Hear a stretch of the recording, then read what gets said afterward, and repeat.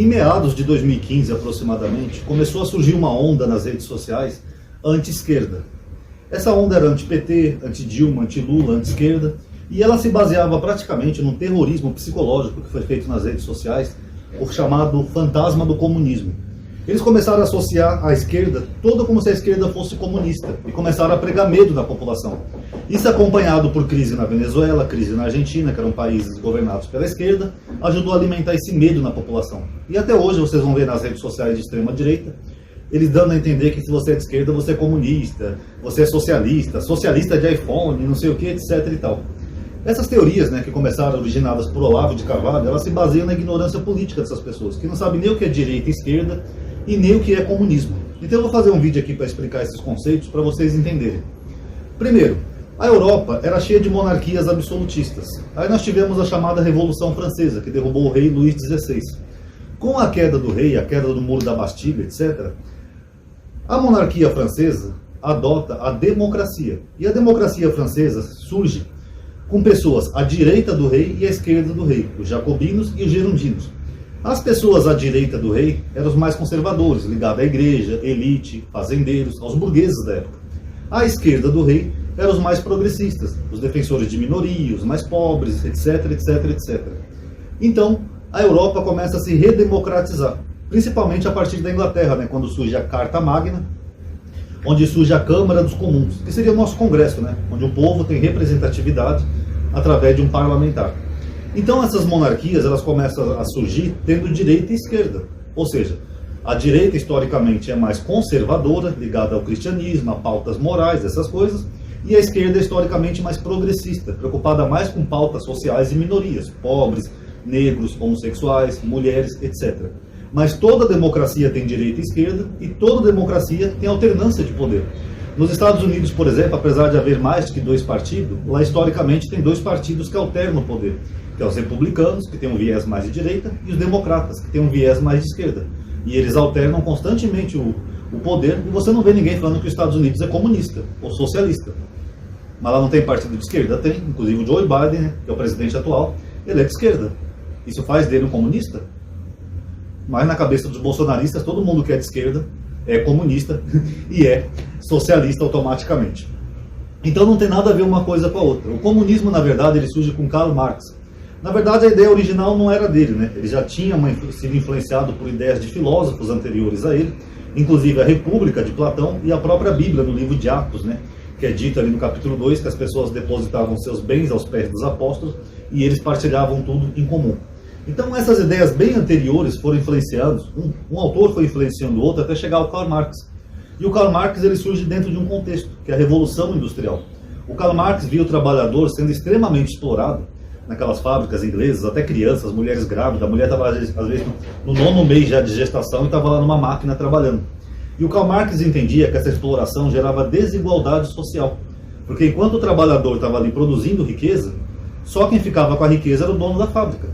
Então o Karl Marx falava, o acúmulo de capital gera desigualdade social. É parecido com aquele filme O Poço, não sei se vocês já viram, onde eles estão numa prisão, antes de entrar na prisão eles perguntam qual é o prato favorito daquela pessoa, e lá em cima eles fazem o prato de todos aqueles prisioneiros.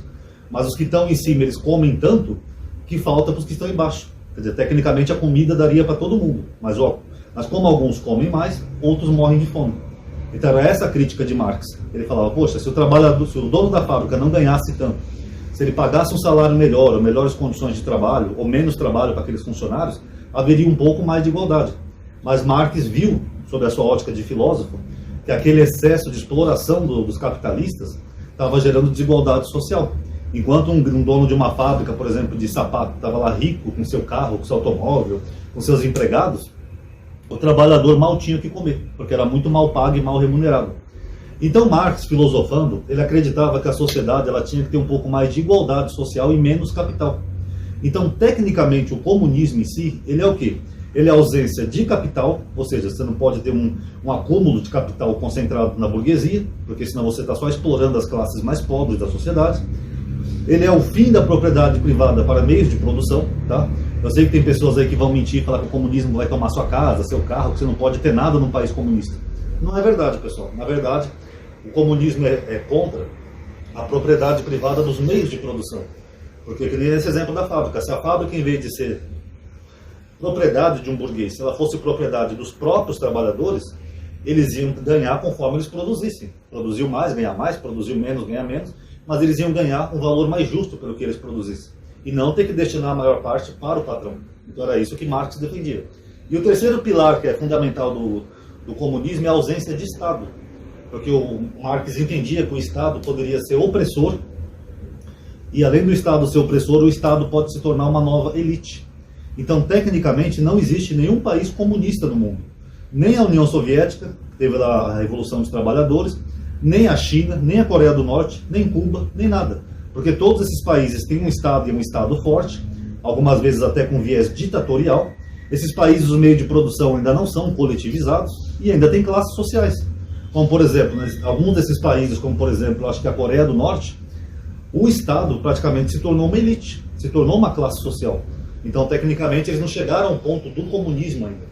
Até porque a própria filosofia comunista, eles dão a entender, eles dizem que para atingir o comunismo tem que ter uma fase de transição, que é o chamado socialismo. Então, esses países que eu mencionei, eles seriam basicamente experimentos socialistas.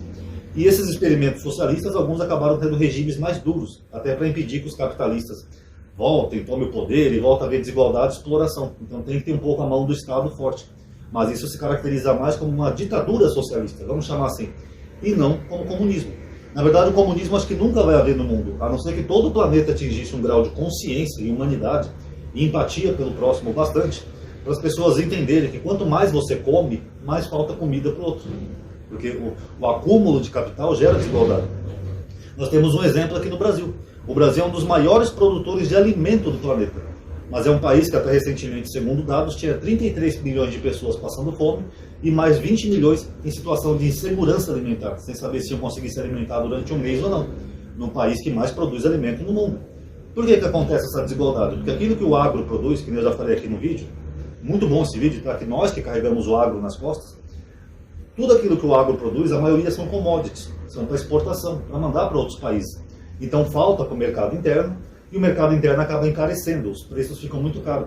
Adianta a gente morar num país que tem uma das maiores criações de cabeça de gado do planeta, mas aí você vai comprar um pedacinho de carne a quase 50 pau? Não adianta. Agora, se o agro abastecesse mais o mercado interno, aí sim o preço ia cair, todo mundo ia poder comer sua carninha à vontade. Mas só que o agro, eles querem ganhar cada vez mais, e eles ganham mais exportando do que vendendo para os próprios consumidores aqui no Brasil. Então é isso que Marx falava, o acúmulo de capital gera desigualdade. Para aumentar o capital deles, para eles ficarem cada vez mais ricos, aqueles latifundiários gigantes, cada vez mais falta para a gente. Então gera desigualdade social. Se eles tivessem uma consciência mais humana e abastecessem mais o mercado interno, ou pelo menos de uma forma mais igual, com certeza eles não iam ficar tão ricos, mas haveria menos desigualdade social.